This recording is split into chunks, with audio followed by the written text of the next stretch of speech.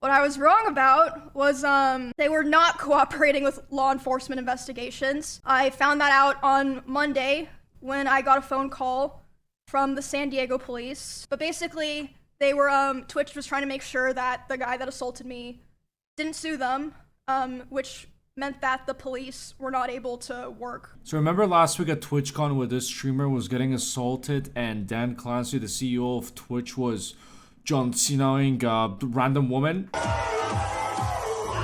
And then Twitch came out with a statement. Shut up! Unacceptable! We are on top of this, and this is unacceptable behavior that, these donkeys are bringing to TwitchCon. Enough is enough! That donkey who assaulted Emiru at TwitchCon is going to get a permanent ban. Wait, that's not enough, guys? I mean, look, we give like 1 day ban to the people who literally commit like sexual assaults on stream. Like that Zoe and Nina situation. No, you guys are not. Okay. We're getting law enforcement. The second we found out about this, we brought the law enforcement and we involved them in this whole situation because this is criminal activities and not on our watch. Not on our watch. They said in line with existing on Twitch call security protocols, law enforcement and event security were on site and responded to the incident when we immediately blocked the individual from returning to TwitchCon's premises. You commit a crime, permaban. Guess what? You won't be able to log in Twitch anymore. Or what if you create like another account? Well, on the main account that you had for a very long time, probably had Prime subscription there, you won't be able to access that. How about that, you donkeys? They continue by saying that they will continue to cooperate with any law enforcement's investigations. Well, that's a fucking lie. Because according to Emiru, the streamer who got assaulted, the police department reached out to her and said that Twitch is not cooperating with us. So we can't really do shit until we get a warrant for them to cooperate with us because Twitch denies to give out the name of the individual. Last week, everything I said on my stream was accurate, obviously, except for one thing. I was wrong about one thing. I was going over the tweet that Twitch initially put out where they're like, oh yeah, this thing happened to a high profile creator. Police were on site. We're cooperating with law enforcement investigations. What I was wrong about was they were not cooperating with law enforcement investigations. I found that out on Monday when I got a phone call from the San Diego police, and they were talking to me, and they basically said, hey, we can't really do anything right now because they apparently know the name of the guy, but they're not giving it to us until a warrant goes through, which, if you know anything about that stuff, it usually takes a while.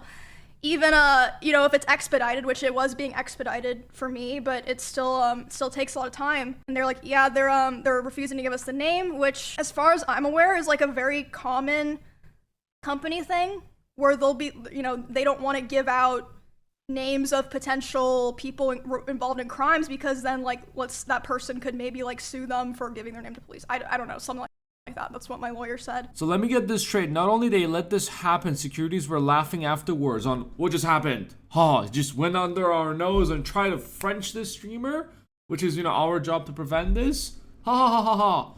That was funny. Not only that, Twitch was like, oh, we're going to ban. Then Emiru's manager, according to Emiru's tweet, she said they had to push Twitch to, go to the law enforcement and fucking press charges and, arrest this guy. Not only that, Twitch comes out with a response. We are on top of this. Do not worry. Twitch streamers and Twitch visitors, you are safe. We will bring justice into this whole thing as we are, helping the law enforcement with their investigation. And now she's saying that they're not giving out the name. They're not cooperating with the law enforcement because they're afraid to get sued. Are you kidding me, Twitch?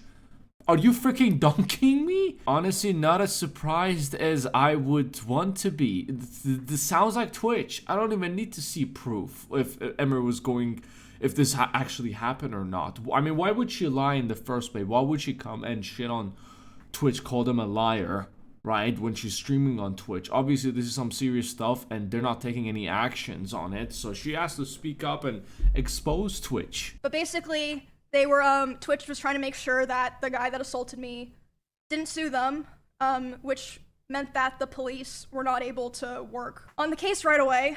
So yeah, I got a call about that on, I believe it was Monday, from the San Diego police. They were like, yeah, we're working on the warrant, but like right now, that's like all we can really do, but like we're trying our best. Just like want to let you know, we're gonna keep you in the loop and everything. I was like, okay. I was very frustrated because I was like, damn, like I didn't know that on Saturday. I would have said that if I knew. We even have TMZ reporting saying the streamer Emiru was allegedly assaulted at the allegedly. The video's right in front of you, and you even put the video out there. Whoever TMZ's lawyers are saying, put allegedly just in case, because we don't know if there's. Change them. Swap. ASAP. Useless. Oh, well, we say allegedly because we don't know if it was assault or not. Maybe he just wanted to hug her with his mouth. That's assault? Sorry, guys. Even Twitch CEO decided to come forward and, say more words saying, hey, we take accountability. We are going to fix it. I know majority of female streamers are not going to show up in TwitchCon because, we don't know what the fuck we're doing, or we're just being cheap and stingy and we're not trying to spend much on security, which is kind of the most important part. But hey, we're going to take this seriously, as we said the year before and the year before, as this is unacceptable and blah blah blah. TwitchCon is a place that everyone needs to feel safe. Sure, Dan, I'm sure that person who was singing next to you, whatever the fuck you guys were doing, felt very safe when you body slammed her. Jesus, Dan. Now here's an idea, Dan. This is just on top of my head. When someone commits a crime on the premises at a Twitch event, and they push you to bring the law enforcement, and you're like, fuck, I don't want to do it, but you bring the law enforcement, and you say you're cooperating with them, and a person who committed, there's a video of it there.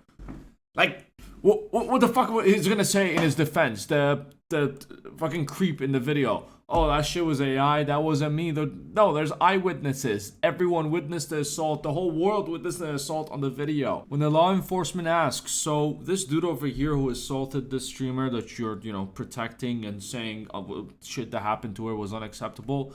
The person who assaulted her, can you give me their name? Nope. Get a warrant. Get a warrant first, because hey, we can get sued. We don't want to get sued. I'm sure that creepy donkey is not gonna sue Twitch for exposing him as he exposed himself. I'm sure he has other things in his mind. I don't even want to think what goes through this guy's mind, where he can just classically just walk up to a female streamer and be like, come here, let me French you. Let's exchange salivas unconsensually. And I love the fact that Twitch is actually getting exposed day after day. They can't bury this shit as Emu has had enough. She is coming out and she's speaking against this whole thing. But hey, end of the day, remember that Twitch is a very safe place and we care about our creators and our community guidelines. And if anyone commits any crime, we'll permaban them in real, if they do it in real life. If they do it on stream, we'll ban them for 24 hours. Thank you. I honestly feel like Amazon or Twitch, hiring Dan as their CEO was the biggest mistake they've ever made.